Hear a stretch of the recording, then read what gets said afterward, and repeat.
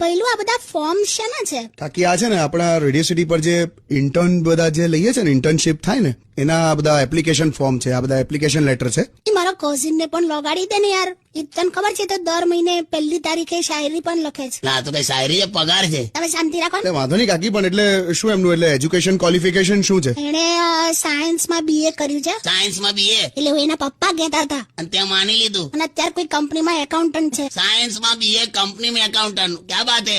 ત્યાં તારી સાઈડ નો છે. મારા મામાનો છોકરો છે. પરફેક્ટ પરફેક્ટ, બરાબર છે. તો તારા મામાને તો ઘૂંટણમાં પણ હેડેક થાય છે ને? એટલે કઈ નહીં, કે બરાબર છે, બધું પરફેક્ટ. જો એ છોકરો છે ને પહેલા બધું ઘણું કામ કરી ચુક્યો છે. ઓકે, એ તો પહેલા કોઈ પ્રોજેક્ટ પર કામ કરતો હતો. માય ગોડ, મોટી મોટી ફિલ્મોના પ્રોજેક્ટ પણ કામ કરતો હતો. અચ્છા, બહુ પ્રોજેક્ટ કર્યા છે એને. પેલું થિયેટરમાં પ્લેન નાની બારીમાંથી પડદા પર પિક્ચર બતાડે ને, એને પ્રોજેક્ટ ને પ્રોજેક્ટર કહેવાયલી. પ્રોજેક્ટર પર કામ કરતો તો એવું બોલાય.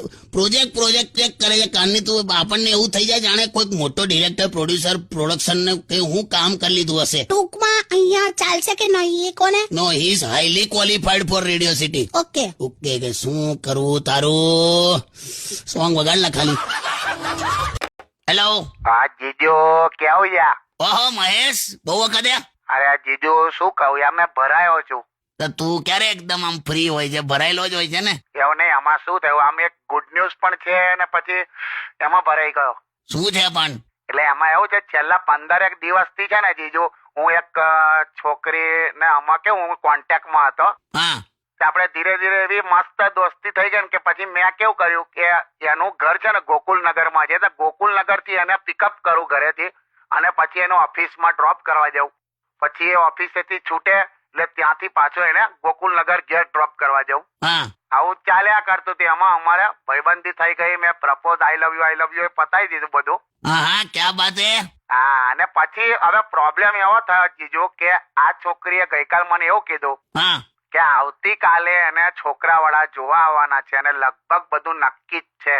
અરે રે રે. એટલે આ છોકરીના મમ્મી પપ્પાએ બધું કમ્પ્લીટ બધું ફિક્સ કરી જ દીધું છે અને હવે આ છોકરીને પરણાઈ દેશે. અને આ છોકરી હવે છેક લક્ષ્મીનગર જવાની છે. લક્ષ્મીનગરનો છોકરો છે. અચ્છા, લક્ષ્મીનગર થી છે. તે મને આ પૂછતી હતી કે હવે શું કરશું, એમ કે હવે કાલે પરણાઈ દેશે ને પછી લક્ષ્મીનગર એને જવું પડશે એમ. અરે બાપરે, તો શું પછી શું વિચાર્યું છે? એ જ ને, મને હવે આ કેવી રીતે, મને કઈ ખબર નહીં પડતી. પણ હવે આવું તારે ટેન્શન નહીં થતું? થાય છે ને જીજુ, પણ હું કરું? તો પણ શું કરીશ, કઈ વિચાર્યું છે? પણ ના જ ફાવે ને આ જીજુ. કેમ એવું કે છે? હવે એ ઓફિસ થી છૂટે ને પછી મારે એને છેક લક્ષ્મીનગર મૂકવા જવી પડે તો મને કેટલું લાંબુ પડે. આખો પેલો રિંગ રોડ પકડવો પડે. 3 થી 3 કિલોમીટર આગળથી યુટર્ન ને પછી શક્તિ દાબેલી વાળો છે એ ફ્લાયઓવર વાપરી અને છેક મૂકવા જવાની. અલા હવે હા જીજુ.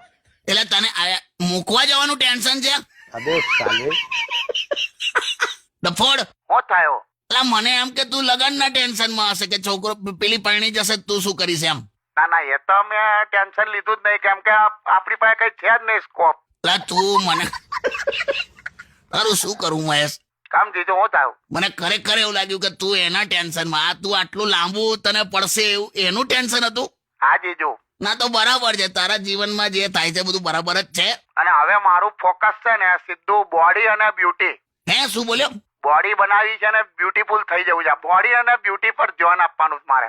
બે બોડી અને બ્યુટી. તું સરકારી નોકરી હશે ને મહેશ? હા જીજુ.